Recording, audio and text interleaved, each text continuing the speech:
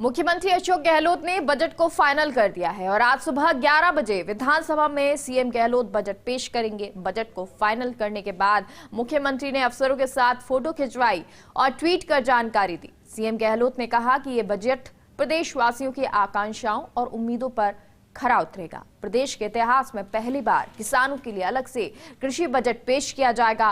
किसान, मजदूर, युवा, महिलाओं, कर्मचारियों, विद्यार्थियों और आमजन सहित सभी वर्गों की उम्मीदों पर खरा उतरेंगे। राजस्थान के इतिहास में आज कृषि बजट भी अलग से पेश किया जाएगा। मुख्यमंत्री गहलोत अलग से पहला कृषि बजट भी पेश करेंगे। बजट में किसान छोटे उद्यमियों को तोहफा दे सकते हैं। और हमारे साथ ब्यूरो चीफ योगेश शर्मा जुड़ गए हैं। योगेश जी, तो आज 11 बजे बजट पेश होगा। पूरे राजस्थान को इसका इंतजार, और वो इसलिए भी क्योंकि मुख्यमंत्री अशोक गहलोत जो खुद कहते नजर आए कि आपको इस बार बजट में बहुत कुछ मिलेगा, हर वर्ग के लिए बहुत कुछ होगा।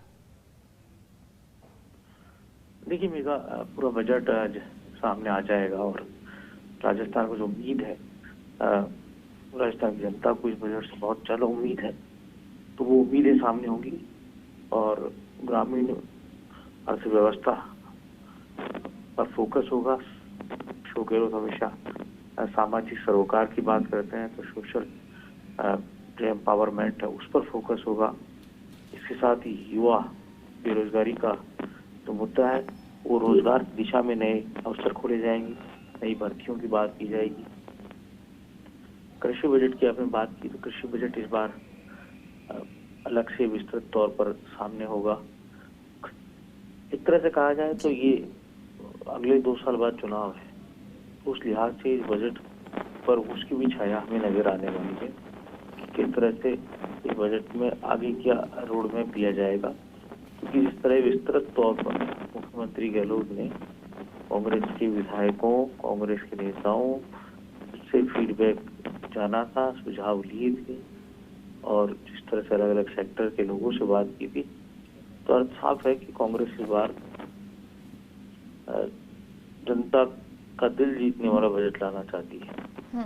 तो वो दिल जीतने वाला बजट कैसा होगा, यह मेघा आज हमारे थोड़ी देर बाद हमें पता लग जाएगा।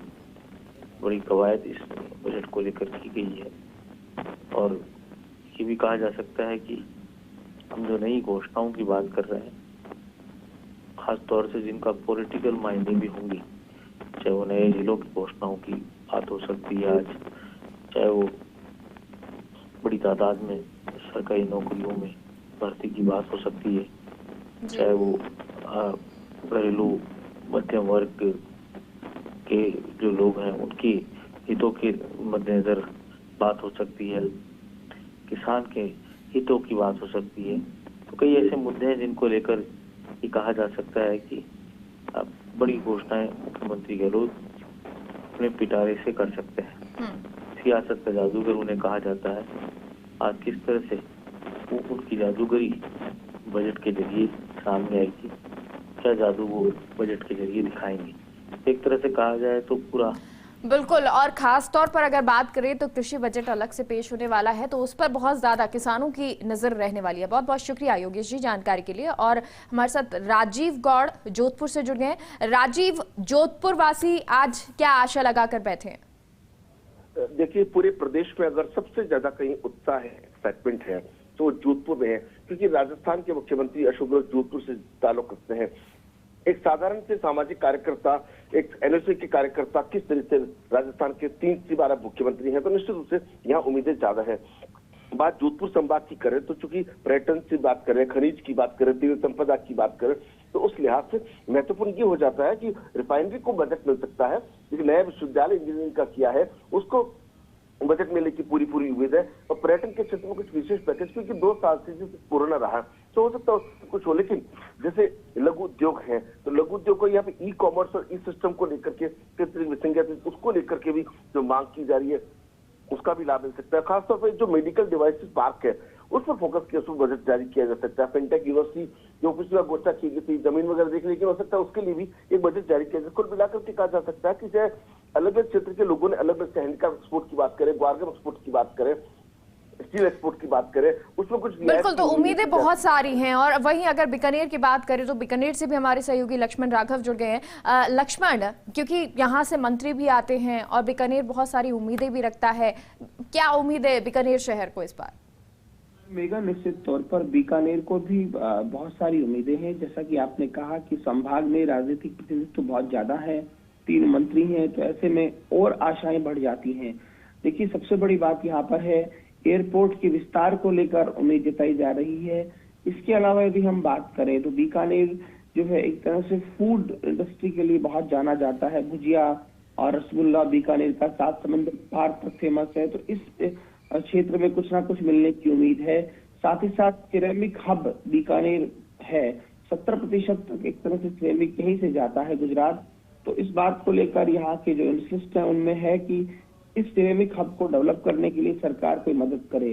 साथ ही साथ औद्योगिक क्षेत्र की दृष्टि से बीकानेर संभाग उतना आगे नहीं बढ़ पाया, तो ये भी उम्मीद की जा रही है कि इस दिशा में कुछ होगा। तो दरअसल देखिए, ये बजट इसलिए भी महत्वपूर्ण है क्योंकि 2023 की बात कांग्रेस अभी से कर रही है और एक तरह से कहा जा सकता है कि इसके बाद एक बजट और है। तो इस बजट में कोशिश रहेगी, क्योंकि अगला बजट जो आएगा वो बिल्कुल इलेक्शन के नजदीक आएगा, लेकिन ये बजट दरअसल इलेक्शन से पहले एक ऐसी तैयारी है जिसमें इम्प्लीमेंटेशन हो सकता है, यानी जो घोषणाएं हुई उनको लागू किया जा सकता है। तो कई मायनों में निश्चित तौर पर ये बजट इम्पोर्टेंट है और यही कोशिश मुख्यमंत्री अशोक गहलोत की, यदि आप भाषा सुने बजट से पहले तक, तो बार बार ये कह रहे हैं जो मांग सको मांग लो, तो कहीं ना कहीं ये संकेत छोड़ रहे हैं कि ये बजट जो है बम्पर बजट होने वाला है, जिसमें घोषणाएं खूब होंगी। खासतौर पर कृषि क्षेत्र के लिए जो जिस तरह से अलग बजट आ रहा है, किसान देश की राजनीति के केंद्र में रहा है पिछले कुछ महीनों से, तो स्वाभाविक तौर पर है मुख्यमंत्री अशोक गहलोत किसानों के लिए भी बहुत कुछ लेकर आने वाले हैं। चलिए, बहुत बहुत शुक्रिया लक्ष्मण आपका, राजीव आपका भी। और उदयपुर से रवि हमारे साथ जुड़ गए हैं। रवि, उदयपुर के लिए गुलाब चंद कटारिया कहते हैं कि 2 साल से कोई घोषणा नहीं हुई है और अभी भी हम उम्मीद करते हैं। उदयपुर की कितनी उम्मीदें हैं? बिल्कुल, देखिए मेगा, जाहिर सी बात है जब राज्य का बजट पेश होगा तो आदिवासी बाहुल्य उदयपुर संभाग जो है वो खासी उम्मीदें पाले हुए है। उदयपुर की अगर बात करें तो चूंकि पर्यटन नगरी है, देश दुनिया का पर्यटक जो है वो यहाँ पहुंचता है, लेकिन कोरोना के दौर में पर्यटन व्यवसाय काफी प्रभावित हुआ। तो ऐसे में पर्यटन व्यवसायी जो है इस इंडस्ट्री के उद्धार के लिए और कुछ विकास के लिए चाहते हैं कि कुछ इस तरह की योजनाएं हो, कुछ इस तरह के करों का निर्धारण हो कि जो होटल व्यवसायी हैं उनको राहत मिल सके। इसके साथ ही झील विकास प्राधिकरण, जो कि इसकी घोषणा हो चुकी है लेकिन अभी तक इसका मुख्यालय तय नहीं हुआ, और भी कई सारी चीजें जो हैं वो झील विकास प्राधिकरण के लिए तय होनी है। तो उदयपुर के बाशिंदे चाहते हैं कि झील विकास प्राधिकरण का मुख्यालय उदयपुर में हो। और इसके अलावा आयड सौंदर्यीकरण, जो आयड यहाँ की ऐतिहासिक नदी है, उसके सौंदर्यीकरण के लिए लंबे चौड़े दावे, इरादे, वायदे पिछले 2 से 3 दशकों में किए गए हैं, लेकिन हुआ कुछ नहीं है। तो ऐसे में वो एक बड़ी डिमांड है। और साथ ही साथ उदयपुर शहर और इसके आसपास के इलाके और साथ ही आसपास के जो डिस्ट्रिक्ट है उनमें पानी की बेहतरीन वितरण व्यवस्था हो, इसको लेकर देवास तीसरा और चौथा चरण जो है, देवास को उदयपुर की झीलों की लाइफलाइन माना गया है। और ऐसे में देवास के तीसरे और चौथे चरण के लिए बजट स्वीकृत होता है और उसमें अगर तेजी आती है तो जाहिर सी बात है आसपास के इलाकों में जल वितरण की जो व्यवस्था है वो सुनिश्चित होगी। तो बुनियादी सुविधाएं जो हैं वो एक बड़ी डिमांड है। साथ ही साथ जो खेल गांव है, महाराणा प्रताप खेल गांव, वहां पर कई सारे जो स्पोर्ट्स के ट्रैक्स बनने हैं। बिल्कुल, तो बहुत सारी बुनियादी जो सुविधाएं हैं वो चाहते हैं और उम्मीदें इस बार उदयपुर भी रखता है कि उसको भी बहुत कुछ मिलेगा। रवि, बहुत बहुत शुक्रिया। और भंवर कोटा से जुड़ गए हैं। कोटा में बहुत सारा काम हो रहा है, योजनाएं चल रही हैं, शांति धारीवाल जो लगातार जो अलग अलग प्रोजेक्ट्स हैं वो देख रहे हैं, लेकिन इसके अलावा कोटा क्या आशा रखता है, क्या कुछ बजट में अभी चाहिए कोटा को?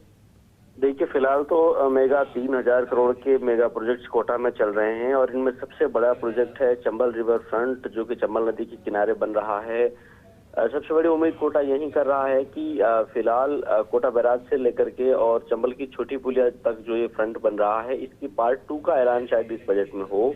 यानी छोटी पुलिया से लेकर के रेलवे कॉलोनी तक का जो इलाका है नदी का, वहां पे रिवर फ्रंट किनारे पर बने, ऐसा कोई बजट प्रावधान और बजट डिक्लेरेशन हो, ऐसी कोटा उम्मीद करता है। इसके अलावा एक बड़ी उम्मीद है कि यूआईटी कोटा को अपग्रेड करके और डेवलपमेंट अथॉरिटी बनाए, जिस तरह से अजमेर में एडीए है, जोधपुर में जेडीए है, क्योंकि कोटा प्रदेश का जयपुर और जोधपुर के बाद तीसरा सबसे बड़ा शहर है और अजमेर से बड़ा होने के बाद भी कोटा अभी तक भी यूआईटी है, जबकि अजमेर प्राधिकरण है।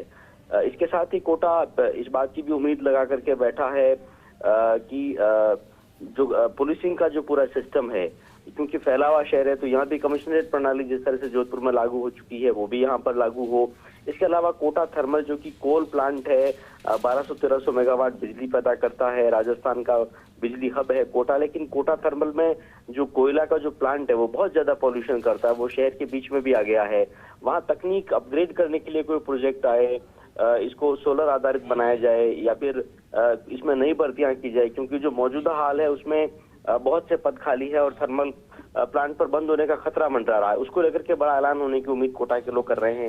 इसके अलावा कोटा कोचिंग सिटी है, तो डिजिटल एजुकेशन को लेकर, कोचिंग को लेकर किस तरह के प्रावधान होते हैं। खेती बाड़ी वाला इलाका है तो ये भी देखना होगा, किसान कर्ज माफी, खेती में नवाचार, खासकर जो नहरी तंत्र लंबा चौड़ा कोटा में फैला हुआ है उसके विस्तार और सुदृढ़ीकरण को लेकर किसी बजट की उम्मीद कोटा के लोग और खासकर कोटा के किसान करके बैठे हैं। इसके अलावा यहाँ जो हायर एजुकेशन के बड़े संस्थान है, तकनीकी विश्वविद्यालय है कोटा में, खुला विश्वविद्यालय राजस्थान का सबसे बड़ा कोटा में है, कोटा विश्वविद्यालय है, वहाँ कुछ नई शोध पीठ की स्थापना हो या नया कुछ फंड या प्रोजेक्ट इन यूनिवर्सिटीज को मिले, ऐसी भी कोटा के लोग उम्मीद कर रहे हैं। इसके अलावा एक बड़ा वर्ग शिक्षित बेरोजगारों का, संविदा कर्मियों का, वो भी बजट में अपने लिए बहुत कुछ तलाशेगा। जी ठीक है, बहुत बहुत शुक्रिया भंवर जानकारी के लिए। और अजमेर से शुभम जैन हमारे साथ जुड़ गए हैं। शुभम, चाहे जोधपुर हो, उदयपुर हो, कोटा हो, बहुत सारे प्रोजेक्ट चलते रहते हैं, यहाँ बहुत सारे विकास कार्य हो रहे हैं। अजमेर विकास दरकार रखता है और क्या कुछ शिक्षा के क्षेत्र में क्या उम्मीदें लगा के बैठा है? जी बिल्कुल, जो अजमेर है वो धार्मिक नगरी के नाम से जाना जाता है। यहाँ पर ख्वाजा गरीब नवाज की दरगाह भी है, तो पुष्कर, जगत पिता ब्रह्मा का मंदिर पुष्कर भी है। तो यहाँ पर लोगों की जो डिमांड है वो ये डिमांड है कि धार्मिक की आस्था से पर्यटक यहाँ पे बहुत आता है, तो इसको धार्मिक टूरिज्म हब घोषित किया जाए और उसको बनाया जाए, उसके विकास कार्य किए जाए, तो ऐसे लोगों की मांग है। लेकिन उसके साथ साथ अजमेर की जो पानी की जो आपूर्ति की जो दिक्कत होती है वो भी सुचारू हो और जो पानी है वो 24 घंटे में मिले, ऐसी भी लोगों की डिमांड है। क्योंकि जो अजमेर की लाइफलाइन है बीसलपुर बांध, वहां पर उसके अंदर पानी की आवक को चंबल से जोड़ा जाए, ये काफी पुराना लंबे समय से लोगों की मांग चल रही है। क्योंकि जो बीसलपुर है वो खाली बरसात के मौसम में ही भरता है और बरसात की ही आस लगा करके उस बीसलपुर पे मतलब टिकी रहती है। तो लोगों की उम्मीद ये है कि इस बार बजट के अंदर बीसलपुर या पानी को लेकर के अजमेर के लिए कोई बड़ी सौगात मिले। साथ ही जो यहाँ पे अजमेर के अंदर जो पूर्व चिकित्सा मंत्री थे डॉक्टर रघु शर्मा, उन्होंने मेडिसिटी की सौगात दी थी, लेकिन वो मेडिसिटी का काम अभी तक शुरू नहीं हुआ, उसके लिए एक बड़े बजट की उम्मीद है। तो मेडिसिटी बनने से अजमेर और अजमेर के आसपास के जितने भी जिले हैं उनको बहुत बड़ा फायदा होने वाला है। तो उसकी भी डिमांड अजमेर कर रहा है कि इस बार बजट के अंदर जो मेडिसिटी है उसके लिए एक बड़ा बजट मिले, ताकि मेडिसिटी का काम जल्द से जल्द पूरा होगा, मेडिसिटी बनना। चलिए, तो बहुत सारी उम्मीदें, चाहे वो अलग अलग जिले हों,